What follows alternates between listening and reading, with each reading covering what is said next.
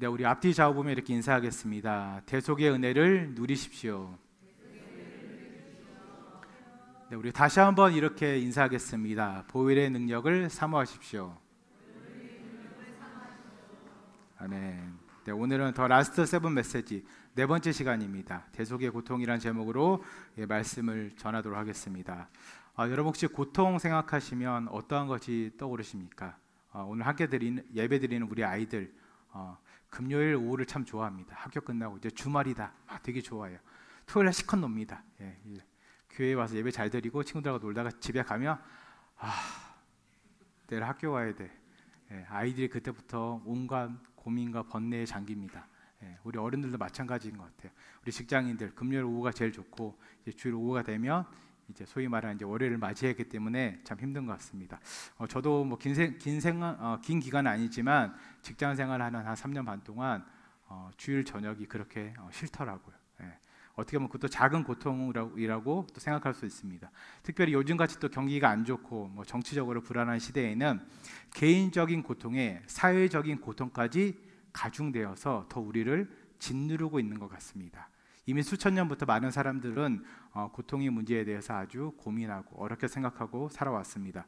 사람들은 누구나 삶에서 고통을 경험하지만 고통의 이유를 완전히 이해하지 못하거나 해답을 찾기는 늘 어려웠습니다. 유명한 철학자인 케고르는 인간은 고통에서 도망칠 수 없으나 고통을 통해서 자신을 새로운 차원으로 이끌 수 있다, 이렇게 이야기했습니다. 또한 후기 인상파 화가로 유명한 빈센트 반 고흐는 위대한 고통 없이는 위대한 사랑도 없다고 말하면서 고통과 사랑의 또 연관성을 이야기했습니다. 하지만 이러한 고통의 철학적인 고찰만으로는 우리에게 고통에 대한 해답, 충분한 답을 주지 못합니다. 다시 말해서 인간의 고통을 바라보는 여러 사상과 종교적 관점들은 여전히 명확한 해답을 우리에게 주지 못하고 있습니다. 예를 한번 들어보겠습니다.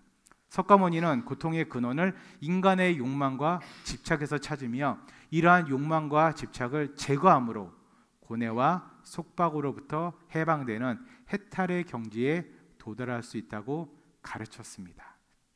그리고 공자는 인간의 고통을 도덕적 타락과 관계 속 불균형이라고 생각하면서 이를 해결하기 위해서 우리가 너무나도 잘 아는 거죠. 인의예지, 이것을 실천하라고 가르쳤습니다. 이들의 가르침은 여러분 고통을 실질적 문제로 인정하고 이를 해결하려 하려는 시도였지만 인간 내면의 죄로 인한 근본적인 고통, 즉 하나님과 단절된 상태에서 오는 영적인 고통을 해결하지는 못했습니다. 우리가 잘 알다시피 인간이 겪는 모든 고통의 뿌리는 죄에 대한 하나님의 심판과 이 타락한 인간의 본성에서 비롯되었습니다. 그래서 이 문제는 오직 죄의 문제를 완벽하게 근본적으로 해결하신 예수 그리스도의 대속의 고통을 통해서만 치유될 수가 있습니다. 그래서 석가모니와 공자를 비롯한 이 세상의 수많은 종교나 사상가들이 제시한 도덕적, 철학적 방법들은 그 방법들이 아무리 고결하고 인간의 죄의 문제를 근본적으로 해결하지 못합니다. 참된 해답이 될 수 없습니다. 그냥 듣기에는 좋아요. 논리적으로는 맞는 것 같아요. 되게 고결하고 멋있어 보여요. 그러나 근본적인 해결책은 되지 못한다는 뜻입니다. 그래서 오늘 다 같이 본문 말씀을 중심으로 예수 그리스도의 대속의 고통의 의미를 한번 묵상해 보도록 하겠습니다. 첫 번째로 우리는 대속의 고통에 죄의 형벌에 대한 하나님의 공의가 담겨 있음을 알아야 됩니다. 다시 한번 말씀드립니다. 대속의 고통에는 죄의 형벌에 대한 하나님의 공의가 담겨져 있습니다. 대속의 고통은 인간의 죄악에 대한 하나님의 공의를 완전히 충족시킨다는 뜻입니다. 오늘 본문에서 예수님께서는 나의 하나님 어찌하여 나를 버리셨나이까, 이렇게 말씀하시는 것은 단순한 고통의 표현이 아니라 인간이 받아야 할 죄의 형벌이 예수님께 전가되었다는 것을 뜻합니다. 현대사회에서의 공의는 흔히 개인의 권리와 자유를 최대한 보호하거나 공정한 대우를 통해 사회적 균형을 이루는 것을 뜻합니다. 이러한 기준은 사회적 합의나 우리가 가지고 있는 인간의 이성에 기반하고 있습니다. 그러나 성경의 공의는 어떻습니까, 여러분? 인간의 권리나 공정함에 있는 것이 아니라 하나님의 거룩하심에 그 기준이 있습니다. 나훔 1장 2절입니다. 나훔 1장 2절 우리 함께 읽겠습니다. 시작. 여호와는 질투하시며 보복하시는 하나님이시니라. 여호와는 보복하시며 진노하시되 자기를 거스리는 자에게 여호와는 보복하시며 자기를 대적하는 자에게 진노를 품으시며. 아멘. 하나님을 거스리는 것이 여러분 무엇입니까? 하나님을 거스르는 것, 죄를 짓는 것입니다. 하나님의 공의의 차원에서 죄는 여러분 단 한순간도 용납되지 않으며 죄는 반드시 심판받아야 된다는 뜻입니다. 예수님의 대속의 사건은 바로 이런 하나님의 공의가 여러분 현실적으로 실현된 사건이었습니다. 제가 예전에 설교도 여러분 말씀드렸습니다. 하나님께서 천지를 창조하듯이 그냥 말 한마디로 우리를 심판하실 수도 구원하실 수도 있었습니다. 그러나 왜 그렇게 안 하셨습니까? 하나님의 공의 때문에 그래요. 공의 때문에. 충분히 그렇게 할 수 있었음에도 불구하고 예수님을 통한 대속의 제사로 그 일을 하신 이유는 하나님의 공의를 하나님 스스로가 실현하기 위해서 그렇게 하셨다는 것입니다. 여러분, 온 우주 만물을 만드신 하나님께서 뭐가 아쉬우셔서, 뭐가 부족하셔서 굳이 자기 자신과 동일한 예수 그리스도 그 독생자를 죽이심으로 십자가의 고통, 대속의 고통으로까지 그 예수님을 내어 모르셨을까요? 로마서 3장 25절에서 26절에는 이러한 하나님께서 예수님의 죽음을 통해 하나님의 의를 드러내셨고 동시에 죄인인 우리를 의롭게 하시는 하나님의 사랑이 담겨져 있습니다. 로마서 3장 25절에서 26절을 우리 함께 읽겠습니다. 시작. 이 예수를 하나님이 그의 피로써 믿음으로 말미암는 화목제물로 세우셨으니 이는 하나님께서 길이 참으시는 중에 전에 지은 죄를 간과하심으로 자기의 의로우심을 나타내려 하심이니 곧 이때에 자기의 의로우심을 나타내사 자기도 의로우시며 또한 예수 믿는 자를 의롭다 하려 하심이라. 아멘. 여러분, 우리가 구원받을 수 있는 이유가 바로 여기에 있습니다. 여러분이 의인입니까? 맞습니다. 왜 그렇습니까? 이 말씀의 근거에서 여러분들은 의인입니다. 여러분, 하나님의 공의는 이렇게 철두철미한 것입니다. 정말 완벽하게 온전히 우리를 구원하기 위해서 자기 자신과 동일하신 독생자 예수 그리스도를 죽이심으로 대속의 제물로 삼으심으로 우리를 건져 주셨습니다. 우리의 모든 죄를 우리로부터 예수님께 전가하신 것입니다. 말씀을 통해서 그리고 인류의 역사를 통해서 항상 사랑과 함께 공의를 외치신 하나님께서는 그 공의로움을 보여주시고 더 철저히 그 공의를 지키기 위해서 하나님 자신과 동일하신 예수 그리스도를 대속의 고통으로 대속의 제사의 제물로 만드셨다는 것입니다. 그 고통을 친히 자기 자신과 동일한 성자 예수님으로 하여금 온전히 홀로 감당하게 하셨습니다. 그 고통을 친히 자기 자신과 동일한 성자 예수님과 감당하게 하심으로 우리를 구원해 주셨습니다. 하나님의 공의를 이루기 위해서 대속의 희생의 제물로 삼으신 것입니다. 이 모든 것은 하나님의 공의를 실현하고 하나님의 공의를 만족하기 위함에 있다는 것입니다. 그리고 이러한 대속의 고통을 감당하기 위한 예수 그리스도의 십자가는 우리 모두의 구원이 그 목적입니다. 예수님께서 대속의 고통을 감당하기 위한 예수 그리스도의 십자가는 우리 모두의 구원이 그 목적이라는 것입니다. 사랑하는 성도님 여러분, 힘든 일상과 어려움 속에서 그리고 나 하나 살리기 위해서 십자가를 지심으로 하나님의 공의를 이루신 그 예수 그리스도의 보혈의 은혜가 우리 모두에게 힘이 되고 살아갈 능력이 되고 우리가 붙잡아야 할 소망이 되시기를 주님의 이름으로 축원드립니다. 그리고 두 번째로 대속의 고통에는 하나님과의 관계가 단절되는 영적 단절의 상징적인 면이 담겨져 있습니다. 다시 한번 말씀드립니다. 대속의 고통에는 하나님과 관계가 끊어지는 단절되는 영적 단절이 상징적으로 담겨져 있습니다. 오늘 본문에서의 십자가의 극심한 대속의 고통을 겪으시는 예수님의 모습이 잘 그려져 있습니다. 예수님께서 겪으신 대속의 고통은 죄로 인해 우리가 하나님과의 관계가 완전히 끊어졌을 때 느낄 수 있는 그 공포와 두려움이 고스란히 담겨져 있습니다. 여러분, 하나님과 동일하신 예수님께서 오죽하면 오늘 말씀대로 엘리 엘리 라마 사박다니, 나의 하나님 나의 하나님 어찌하여 나를 버리시나이까. 여러분, 단순한 육체적 고통이 아닙니다. 완전히 끊어짐을 느꼈기 때문에 스스로가 그렇게 자기도 모르게 여러분 고백한 것입니다. 여러분, 이는 단순히 정서적 고통이나 육체적 극심한 고통의 표현이 아니라 실제적으로 죄의 결과로 멀어진 하나님과의 상태를 단편적으로 상징적으로 보여주고 있습니다. 참고로 예수님이 말씀하신 그 사박단이라는 말은 여러분 아람어입니다. 아람어. 여러분 패션 오브 더 크라이스트를 보신 그 분들은 잘 아시겠지만 당시 시대의 언어가 이중체계였습니다. 이중체계. 뭐냐면 당시 글은 헬라어로 썼어요. 근데 사람들 간에 말하는 거는 아람어로 썼습니다. 조금 다른 거죠. 뭐 정확한 예시는 아니지만 일본 사람들이 일본어를 서로 말로써 하면서 글은 한문을 거의 쓰는 거하고 비슷한 예입니다. 이러한 아람어 사박다니의 헬라어 번역이 에르가 탈레이포인데 이것은 완전히 버림받다 이런 뜻입니다. 완전히 버림받다. 사박다니 완전히 버림받다. 그래서 예수님께서 십자가상에서 외치신 오늘 본문의 외침은 고통에 대한 단순한 감정적 외침이 아니라 인간의 죄가 하나님의 거룩한 임재와 하나님의 구원의 역사와 완전히 단절되고 완전히 버림받았다는 그런 끔찍함을 드러내는 표현이었습니다. 완전히 버림받다.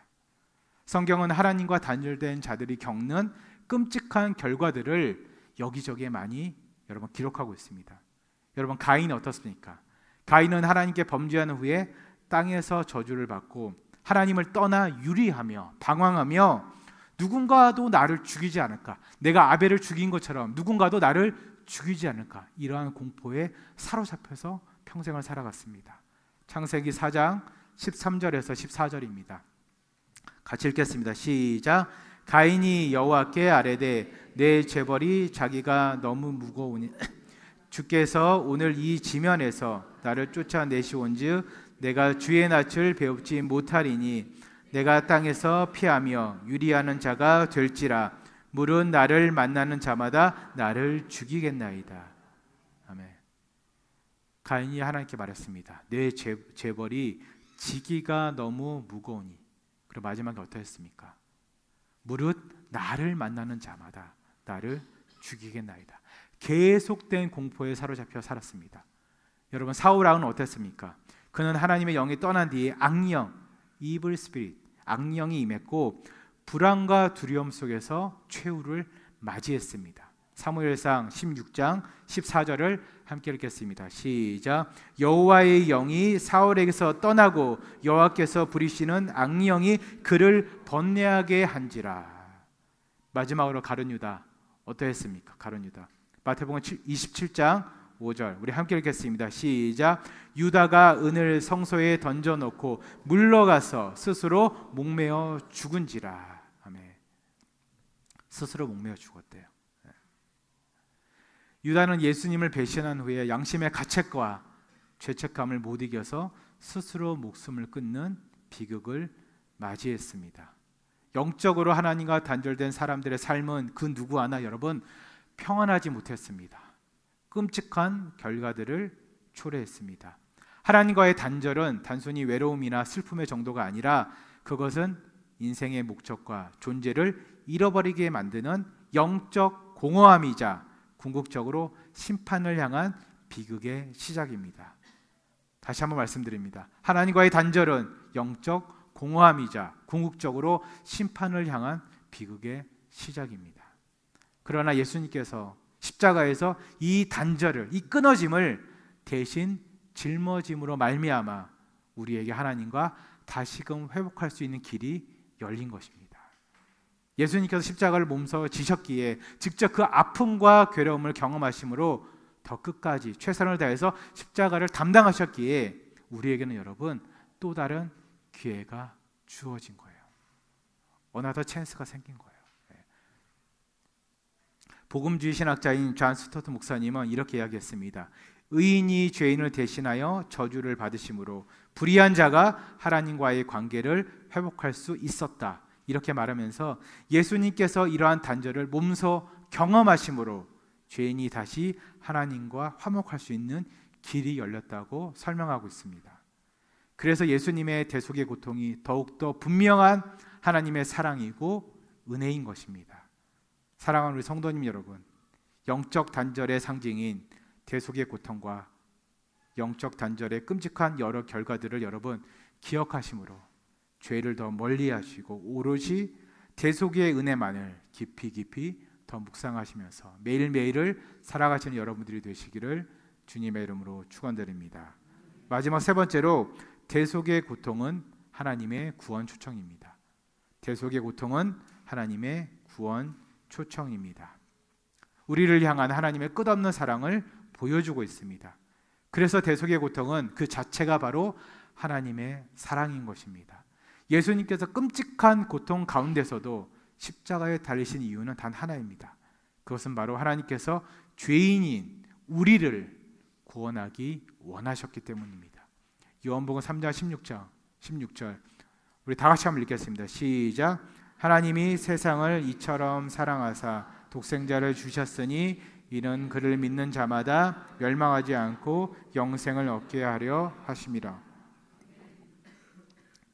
하나님께서 죄인들을 위한 사랑, 여러분들과 저를 위한 사랑 때문에 하나밖에 없는 독생자 예수님을 버리셨습니다. 내어주셨습니다. 그러나 이 하나님의 버리심은, 내어주심은 여러분 포기가 아니라 우리의 구원을 위한 사랑의 결정이었습니다. 그리고 하나님의 사랑은 여기서 그치지 않았습니다.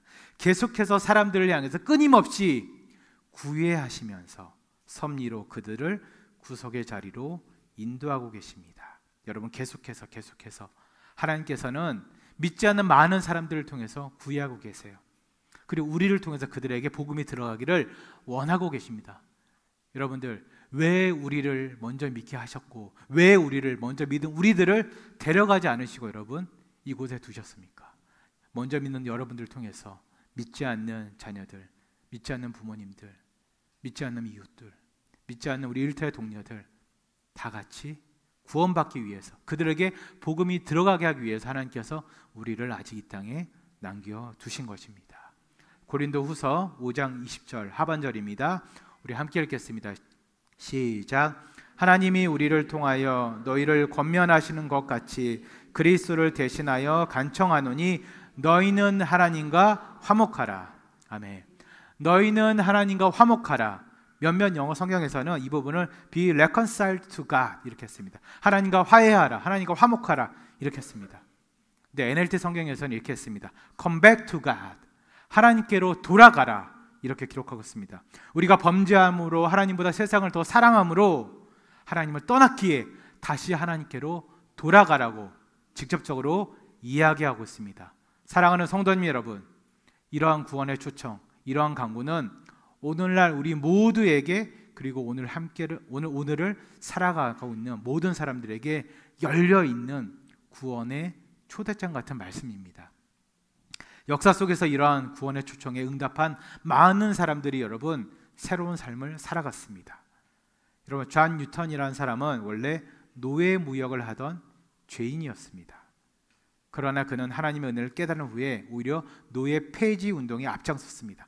그리고 우리가 너무나도 잘 아는 찬송가, 찬송시 나 같은 죄인 살리신 어메이징 그레이스, 그 찬송시를 쓴 사람이 바로 존 뉴턴입니다. 그래서 그는 남은 여생을 전도자로 살았습니다. 성 어거스틴은 어땠습니까? 그는 원래 쾌락주의자였어요. 이교도였습니다. 그런데 그 또한 하나님의 은혜를 깨달은 후에 초대교회 신학을 정립하는 위대한 신학자로 살아갔습니다. 여러분 성경에서 누가 있습니까? 이런 사람 여러 인물들이 있지만 대표적인 인물 바울이 있죠. 예수 믿는 자들을 죽이던 자가 예수를 위해서 죽는 자가 되었습니다.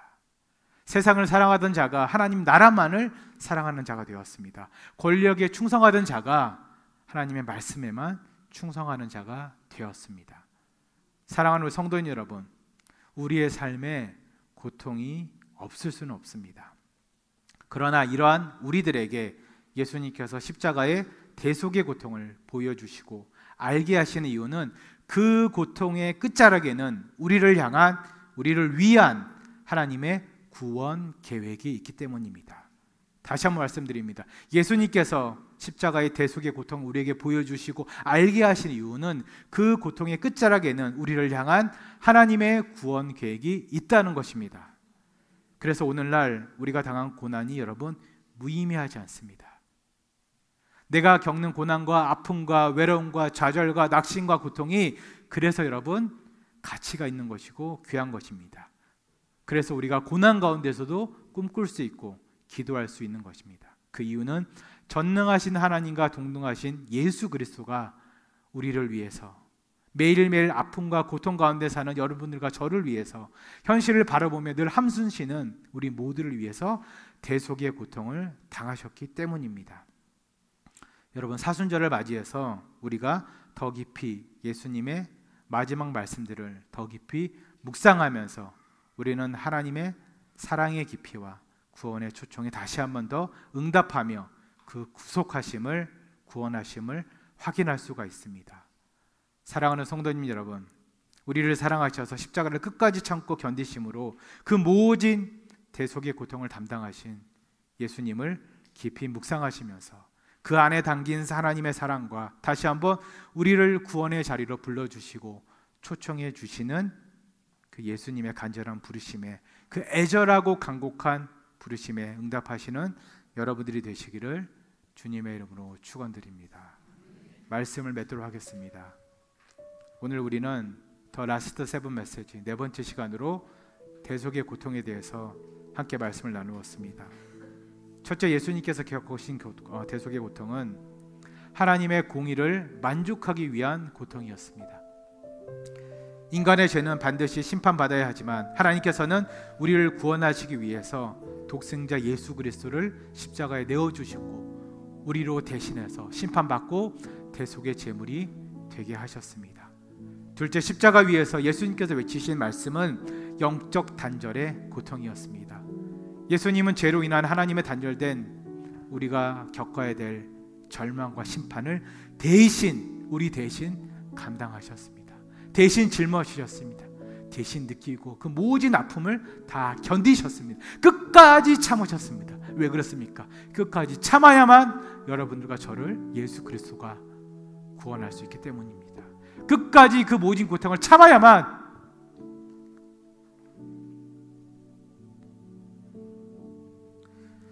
하나님께서 우리를 구원하기로 작정하신 그 섭리와 그 뜻을 이룰 수 있기 때문입니다.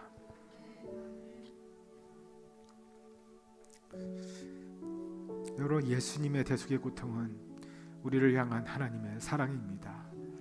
다시 한번 우리에게 주어진 새로운 기회입니다. 우리를 구원을 초대하는 구원의 초대장입니다. 하나님은 우리를 사랑하시기에 독생자를 주셨습니다. 그 예수님을 누구든 믿기만 하면 멸망하지 않고 영생을 얻게 하셨습니다. 사랑하는 우리 성도님 여러분, 예수님의 고난을 깊이 묵상하심으로 그 안에 담긴 하나님의 사랑과 은혜를 더 깊이 깨닫고 하나님의 부름에 응답하시기를 주님의 이름으로 축원드립니다. 그리고 특별히 십자가를 통해 우리에게 주어진 그 구원의 은혜를 붙드시고 삶 속에서 더욱더 하나님의 사랑과 공의를 따라 살아가시면서 이 하나님의 사랑을, 이 예수님의 구원의 보혈의 은혜를 믿지 않는 사람들에게 전하며 살아가시기를 다시 한번 주님의 이름으로 축원드립니다. 우리 다 같이 일어나셔서 찬양하도록 하겠습니다.